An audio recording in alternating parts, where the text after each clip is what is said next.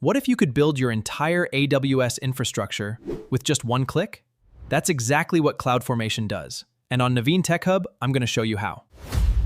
Manually provisioning AWS resources is a massive time drain. When you start clicking through the AWS console to create VPCs, EC2 instances, and security groups one by one for every new project, your infrastructure can quickly multiply out of control. It is difficult to track, impossible to copy, and highly prone to human error. The modern solution to this problem is Infrastructure as Code, or IAC. Instead of clicking buttons, you write a script. You execute that script, and the cloud environment builds itself.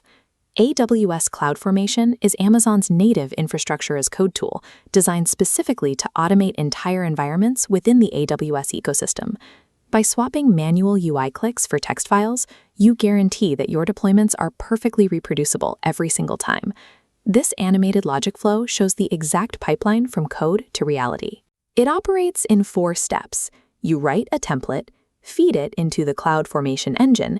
The engine generates a stack, and that stack provisions your actual AWS resources. Step 1 is the template. This is your blueprint. Written in either YAML or JSON, it dictates the exact desired end state of your architecture. You define what you want, and CloudFormation figures out how to build it. Step 3 is the stack. A stack is the actual live collection of AWS resources grouped together. By grouping them, you manage the entire lifecycle of those resources as a single unit.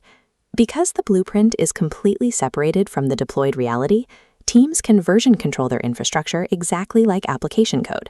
You review, track, and test your text files before they ever provision a server. Let's look at a basic blueprint. Every template requires a resources block.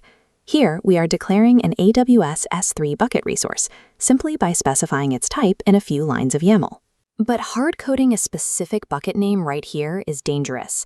S3 names must be globally unique. If you hard-code it, you can never reuse this template. To fix this issue, we add a parameters block, which lets us pass custom names into the template at runtime. We connect the parameter to the resource using a dynamic link called an intrinsic function, more specifically, the !ref function. We also add an output section at the bottom, instructing CloudFormation to print out the final bucket ID once it's built. Next, we upload this completed YAML file into the AWS CloudFormation console. The UI reads the parameters block and pauses, asking for a custom bucket name before proceeding. You click Submit, and the engine takes over. In the console, you will watch the execution log progress from Create in Progress to Create Complete. Your S3 bucket now exists. Writing a few lines of declarative code instantly and reliably spun up tangible cloud infrastructure. Building cloud resources from scratch is straightforward. The real risk comes when you need to update a live production database or networking layer without knowing the exact impact beforehand. CloudFormation solves this uncertainty with a mechanism called a change set. This process is a mandatory dry run preview. Before committing an update, the change set evaluates your new template and tells you exactly which resources it will add, modify, or replace. If you approve the change set, the deployment begins. If it fails midway, say due to a permissions error, CloudFormation's transactional architecture automatically triggers a rollback, reverting the environment to its last known good state. When a project is finished, you just delete the stack. Because CloudFormation tracks every item in that stack, it inherently cleans up all associated resources, ensuring you don't leave anything behind to quietly rack up costs. Mandatory change sets and automatic rollbacks remove the fear of human error. You can deploy high-stakes updates with confidence. Scaling these templates across a large organization requires strict adherence to enterprise best practices to keep your infrastructure secure and manageable. One major production issue to watch for is drift. Drift happens when engineers bypass CloudFormation and manually alter a resource directly in the AWS console.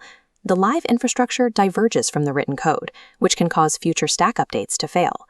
You will also encounter template size limits.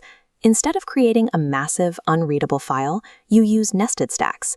This lets you modularize your network, database, and application layers into separate templates that link together. As you expand, you'll see other tools on the market. CloudFormation is AWS native and uses YAML. Terraform manages multi-cloud environments using HashiCorp configuration language and state files. The AWS Cloud Development Kit, or CDK, lets you write infrastructure in languages like Python or TypeScript, which then compiles down into CloudFormation templates. Choosing between CloudFormation, Terraform, or the CDK depends entirely on your engineering team's programming fluency and whether you are committing strictly to AWS or adopting a multi-cloud strategy. If you are testing your knowledge, keep the terminology precise. The template is the blueprint file. The stack is the deployed reality. Inside the code, the ref function fetches a resource's standard ID, while getAt targets a specific attribute, like an Amazon resource name or a DNS endpoint. And if someone does build infrastructure manually, you can pull it under code management using the CloudFormation import feature, avoiding the need to delete and recreate it. This expanded diagram is your final mental model. You write the YAML, the engine creates the stack provisions the resources. Change sets preview your updates, and rollbacks protect the system. Trading manual console clicks for version-controlled code gives you control, safety, and scale.